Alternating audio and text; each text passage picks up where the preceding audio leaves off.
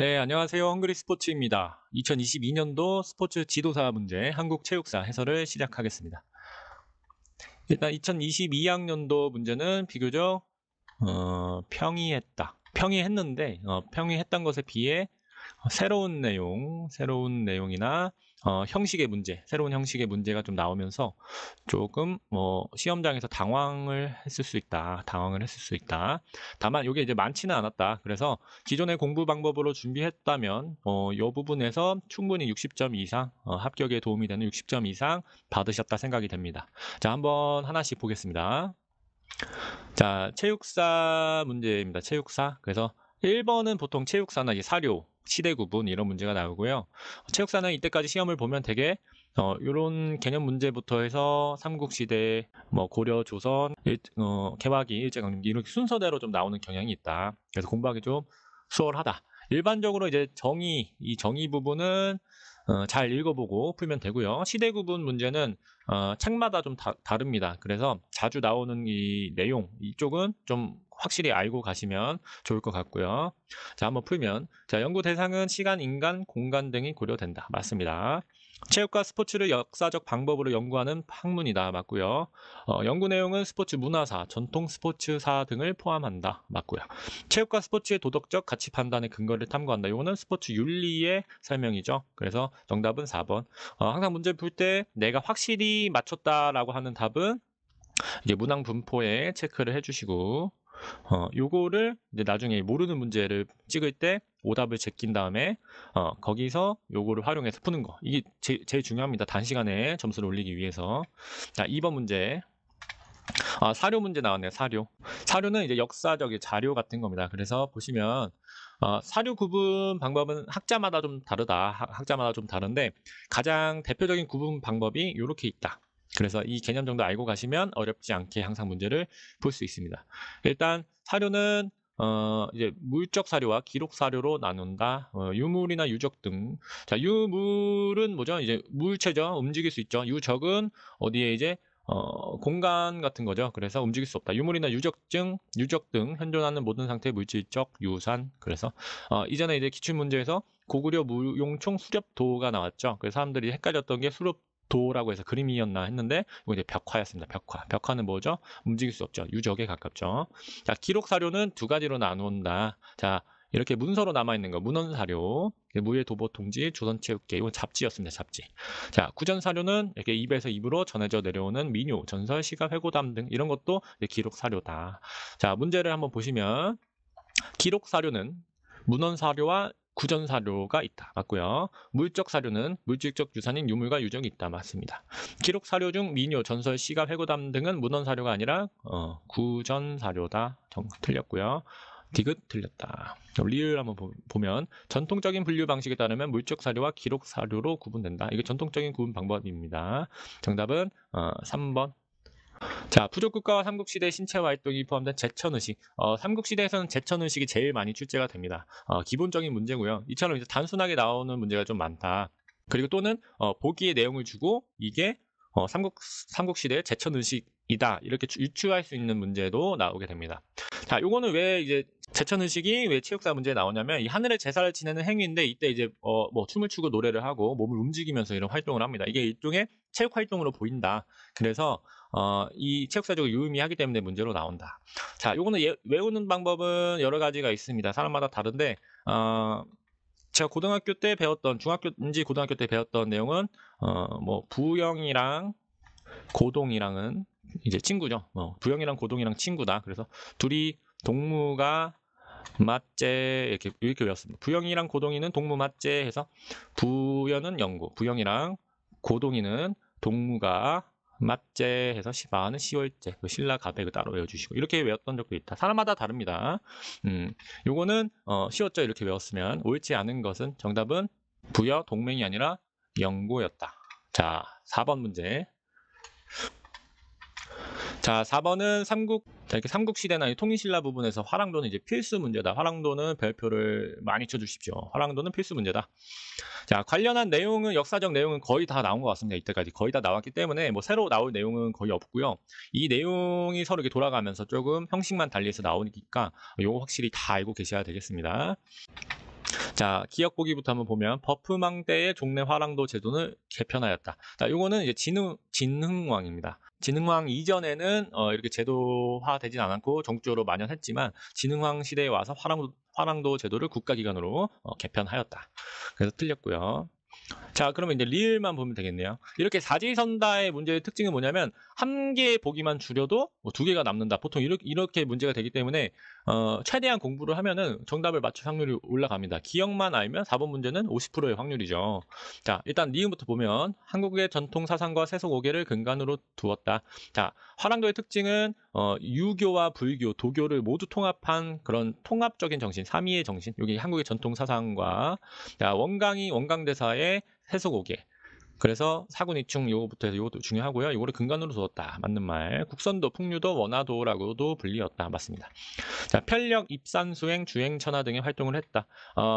일종의 보이스카우트 같은 거죠. 그래서 전국 팔도의 멋진 지형을 가서 거기서 뭐 신차 활동을 하고 시를 쓰고 음악을 짓고 뭐 이런 식으로. 그래서 편력, 입산, 수행, 주행, 천하 등의 활동을 했다. 정답은 4번이었습니다. 요거 내용 잘 알고 가시고요. 자, 5번. 자, 5번은 삼국시대의 교육기관 문제. 요거는 역사적으로 사료가 많이 없습니다. 그 역사적인 내용이 많이 없기 때문에 이런 식으로 나올 수밖에 없다. 그래서 보기 주고 어떤 것인가 이렇게 나옵니다. 자, 구당서에 따르면 고구려의 풍속은 여기서 이제 고구려가 나왔네요. 그럼 태학이나 경당이 되겠다. 거리에 큰 집을 지어 이를 서민의 집에 이르기까지 거리에 큰 집을 지어 중앙국립교육기관과 지방평민교육기관 중에 경당에 가깝겠죠. 경당에선 특히 뭘 했다? 활쏘기 교육. 그래서 미혼인 자제들이 여기에서 밤낮으로 독서하고 활쏘기를 했다. 경전을 암송하고 궁술 활쏘기를 했다. 경당 문제였습니다. 태학은 뭡니까? 귀족의 자제들이 가서 중앙국립교육기관. 자, 이것도 뒤에 나오기 때문에 한번 보시고요.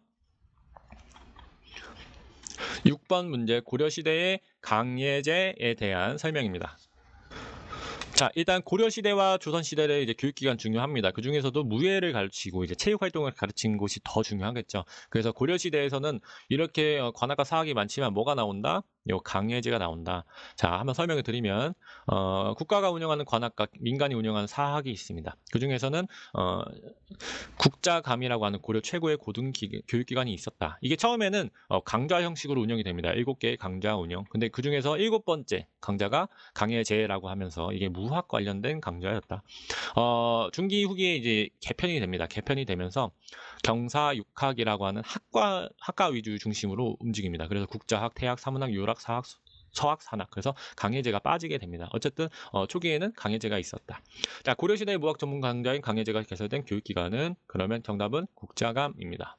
자, 이것도 이제 중요한 내용이긴 한데 체육적인 활동이 별로 없습니다. 그래서 굳이 문제를 내기가 아깝죠. 문제 20문제밖에 안 되는데 여기서 내기가 아깝죠. 그래서 이렇게 국자감 같은 거 아까도 이제 말씀드린 것처럼 5번도 경당이 나온 이유가 여기서 활쏘기 같은 활동을 하니까 내는 겁니다. 여기서 뭐 박사제도 이런 건 내기가 어렵겠죠. 뭐 보기로 나올 수는 있어도. 자, 7번. 고려시대의 무예의 특징, 이거 중요합니다. 무예는 자주 출제가 된다. 삼국시대, 고려시대, 조선시대 쭉 계속 봐야 됩니다. 자, 여기서는 이제 무예체육으로는 수박, 궁술, 마술 이런 것들이 있다. 수박은 뭐냐면 이제 손수자예요. 수박. 그래서 손으로 이게 손과 발을 이용해서 상대방을 넘어뜨리고 하는 그런 격투기 같은 무예 활동이었고요. 궁술은 이제 활쏘기죠. 활쏘기. 마술은 이제 말을 타고 하는 그런 기술들을 의미합니다. 이 내용은 한번 쭉 보시고요. 문제 한번 풀면서 보겠습니다. 격구는 군사훈련의 수단이었다. 격구는 뭐냐면 이제 말을 타고 공을 이제 치는 활동, 이제 폴로 같은 건데 이제 말을 잘 타야지 이런 활동도 할 수 있겠죠. 그래서 어떤 군사훈련의 수단이었다. 맞습니다. 자, 수바키는 무인 인재 선발의 중요한 방법이었다. 수바키는 무인에게 적극 권장되었던 활동이었는데 이제 무신정권기가 있습니다. 무신정권기에 명종 시대에는 이거를 이제 출세를 위한 중요 과목으로 활용을 했습니다. 그래서 맞는 답. 자, 기억과 니은 맞다. 일단 기억 맞으니까 벌써 2번, 3번 날라가죠. 하나만 알아도 두 개씩 날라간다. 니은도 맞고 그러면은 두 개만 알아도 맞출 수 있었던 문제지만 한번 보겠습니다. 마술은 6예 중에 어에 속한다. 마술은 군자가 갖춰야 될 6가지 예 중에 어에 속하게 됩니다. 그래서 군자의 중요한 덕목이다. 맞고. 궁술은 무인과 무인 모두 심신수양과 인격 도야의 방법으로 중시된다. 정답은 4번이었습니다. 공부하는 문제였죠. 무예의 특징은 이런 거다. 공부해라. 이런 문제였죠. 8번 문제. 자, 문과제도도 나옵니다. 이제 조선시대 이제 과거제도는 이렇게 나오는데 문과제도나 잡과제도가 나올까요? 체육사에서? 굳이 내지는 않겠죠. 문과제도를 내겠죠. 문과제도 더 나올 내용이 조금 더 있긴 한데 지금까지 나온 내용으로 충분히 이제 문제는 풀 수 있다. 자, 초시, 복시, 전시 3단계로 실시된다. 이거 맞습니다. 3단계로 되고요. 문과는 강서와 무예 시험으로 구성되었다. 책을 읽고 이제 실기 활동, 이제 궁술, 마술, 총수 이런 게 이제 무예 시험이겠죠. 맞고. 중강시, 별시, 저형시는 비정규적으로 실시되었다. 이런 비정규 시험이 존재했다. 이런 것처럼. 자, 선발 정원은 제한이 없었으면 누구나 응시할 수 있었다. 선발 정원 제한이 있죠. 초시에 190명. 누구나 응시할 수 있었다. 이거는 틀린 답이 되겠습니다. 정답은 4번. 여기 추가로 알고 가시면 좋은 거는 초시에 190명을 뽑으면 여기서 이제 복시 2차 시험에서 28명을 뽑는다. 28명을 뽑는다. 그리고 3차 시험 전시에서는 여기서 더 떨어뜨리지 않고 여기서 갑을 병 이렇게 나눠서 등수만 나눈다. 그래서 요거에 맞는 품을 부여를 하게 됩니다. 이순신 장군이 여기서 이제 여기까지 합격을 했는데 여기서 꼴찌를 했죠. 28명 중에 28등을 했습니다. 요 격구 이거 말 타고 하는 거를 못해서. 재미로 한번 알아두고 가시고요. 자, 9번. 자, 다음은 신체 활동. 여기서 어떤 신체 활동인가 보기를 주고 이 문제는 이제 항상 출제가 됩니다. 매우 중요한데 이게 이제 어떤 뭐 예를 들어서 씨름이라는 게 있으면 씨름이 뭐 삼국시대, 뭐 통일신라 시대, 뭐 고려시대, 조선시대 어느 딱 시대에만 나타났다 안 나타나는 게 아니죠. 대부분의 놀이나 이런 신체 활동은 알게 모르게 이렇게 흘러와서 특정 시대에 뭐 발달을 할 수 있을지 모르지만 이게 구분하기가 애매하다. 그래서 이런 거 공부하실 때는 시대에는 어떤 거 이렇게 공부하시지 마시고 그거에 대한 특징을 위주로 공부를 하시고요. 다만 저기 개화기랑 일제강점기가 있습니다. 이때는 우리나라에 도입된 스포츠가 있는데 요거는 이제 따로 구분을 하셔야 됩니다. 그래서 이게 민속놀이나 오락 이런 활동은 시대 구분으로 외우지 말고 이렇게 풀고 개화기와 일제강점기에 들어온 외국 스포츠는 이렇게 따로 구분해야 된다. 자, 요거 이제 보겠습니다. 군사훈련의 성격을 지니고 있고 실시된 무예 활동이다. 투호는 이제 통 안에다가 화살촉 같은 걸 넣는 거죠. 접호는 윷놀이 같은 거, 그리고 석전은 이제 돌을 던져서 싸우는 거죠. 위기는 바둑 같은 겁니다. 자, 군사훈련의 성격을 지니고 있는 실시된 무예 활동이고 왕이나 양반 또는 대중에게 볼거리를 제공했다. 풍속으로 단오절이나 명절에 행해졌고 승부를 결정짓는 놀이로서 신체적 탁월성을 추구했다. 신체적 탁월성. 자, 이거는 석전이 되겠습니다. 석전. 돌싸움. 자, 석전 이제 민중의 경기, 군사훈련적 성격을 가지고 있었다. 자, 10번. 조선시대 체육 사상에 대한 설명을 옳은 것만을 모두 고른 것은 그래서 조선시대, 고려시대 이런 생활상 이 정도는 기본적으로 알고 가셔야 된다. 고려시대와 다르게 이제 조선시대에서는 나라를 세울 때 이성계가 이제 성리학과 유교를 근간으로 해서 우리나라를 세웠습니다. 그래서 강력한 왕권과 중앙 집권 국가 그리고 신분 계급을 확실히 정착을 시켰죠. 그러면서 이제 불교를 배척하고 숙문 천무 사상이 팽배했습니다. 다만 이런 사상은 지금까지 문무겸전 사상과 대립이 계속 이어지긴 했는데 일단은 기본적인 근간은 문을 숭배하고 무를 천시했다. 보겠습니다. 자, 유교의 영향으로 숙문 천무 사상이 만연했다. 맞고요. 심신수련 활동으로 활쏘기가 중시되었고 학사사상이 강조되었다. 맞습니다. 활쏘기를 통해서 문무겸전 또는 문무겸일에 대한 도달하고자 했다. 맞고요. 국토순례를 통해 조선에 대한 애국심을 가지게 하는 불국토 사상이 중시되었다. 요거는 일단 불교를 배척했죠. 이제 불국토 사상은 이제 화랑도에서 나오는데 불교에서 나오죠. 불교에서. 근데 요거는 틀린 답이었다. 리을 틀렸고 기억 니은 디귿. 정답은 3번. 11번 문제 나오겠습니다. 이 문제 제가 나올 것이라고 했는데 정확히 나왔죠. 그래서 개화기와 일제강점기 구분. 그래서 교재에서도 개화기, 일제강점기 이렇게 똑같이 나눠놨습니다. 그래서 항상 구분하면서 가시고 고려와 조선도 이렇게 나눠놨습니다. 그래서 고려와 조선도 이렇게 비교하면서 공부하시는 게 중요하다. 자, 한번 보면 일제강점기에 설립된 체육단체는 조선체육회, 조선체육협회. 조선체육협회에 이제 일제가 조선체육협회를 세우면서 조선체육회가 이렇게 대응해서 만들었죠. 이게 나중에 무엇이 되냐면 대한체육회가 됩니다. 대한체육회. 그래서 굉장히 중요하다. 조선체육회 제일 중요합니다. 자, 관서체육회 그 이외에 여러 체육 활동이 있다. 다른 것보다 이게 더 중요합니다. 이게 일단은 보고 자, 대한국민체육회는 개화기 때 관서체육회 맞고요. 조선체육협회 맞고요. 조선체육회 맞다. 정답은 1번. 12번 문제입니다. 여성 스포츠인 문제가 나왔습니다. 여성 스포츠인 문제. 자, 여기서 이제 김연아 선수는 맞추셨을 거예요.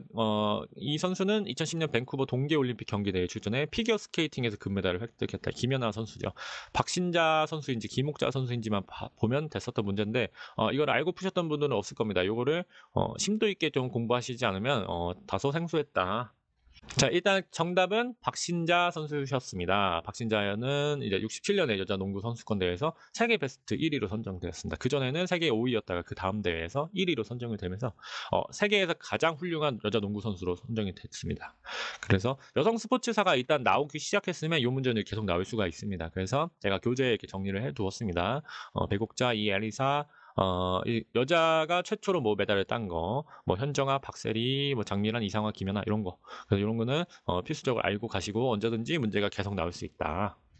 자, 13번 요거는 이제 대회사 문제입니다. 대회사 문제도 자주 출제가 되는데 일단 우리나라가 개최한 경기 다시 우리나라가 개최한 경기 또는 성적을 냈던 경기 그리고 어떤 타이틀 최초의 뭐 이런 그 타이틀이 있는 거는 필수적으로 알고 가셔야 된다. 체육사에선 중요한 내용이다. 자, 한번 보고요. 2002년에 아시아 경기 대회를 했다. 어디죠? 이제 부산이죠. 2002년에 부산에서 이때 농구 금메달 땄었죠. 예, 부산 아시아 게임. 그리고 2014년에 어디서 했죠? 인천에서 했습니다. 그래서 정답은 2번. 자, 이것도 이제 교재에 제가 경기사 대회를 쭉 잘 정리를 해두었으니까요. 한번 보시고요. 14번. 보기에 해당하는 인물은 그래서 저처럼 이제 30대 중후반이나 또는 40대, 50대이신 분들은 이건 이제 조호련이다 딱 맞추셨을 텐데 20대 초반 분들은 모르실 거예요. 그래서 이 조호련 선수는 뭐냐면 1970년, 74년 아시안 게임에서 자유형 2관왕을 했다. 그 한국 신기로 갱신했고 이 이후에는 대한해협을 횡단을 하고 또 독도 사랑 실천 여러 가지 활동으로 애국심을 고취시켰던 스포츠 영웅이십니다. 자, 이 문제는 일단은 맞추기는 어렵진 않았는데 이 문제가 왜 나왔냐면 사실 이제 매년 대한체육회에서 1년에 한 번씩 스포츠 영웅을 뽑습니다. 그 해 스포츠 영웅. 그래서 이게 이제 저는 알고는 있었는데 체육사에 나올까 했는데 체육사에 이제 나오기 시작했어요. 그러면 이 문제가 굉장히 많습니다. 이 내용이 많기 때문에 요거는 앞으로도 요거 이제 낼 수 있다. 좋은 소스다. 자, 올해는 이제 이봉주 선수가 이제 스포츠 영웅에 선정되었죠. 그래서 연도별 스포츠 영웅도 제가 교재에 잘 정리를 해두었기 때문에 그거 보시고요.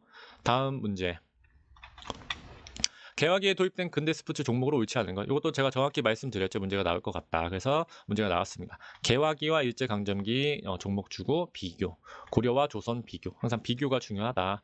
자, 여기서 보면은 농구, 역도는 없고 야구, 육상 이런 종목은 개화기 때 들어왔다. 역도는 일제강점기 때 누구죠?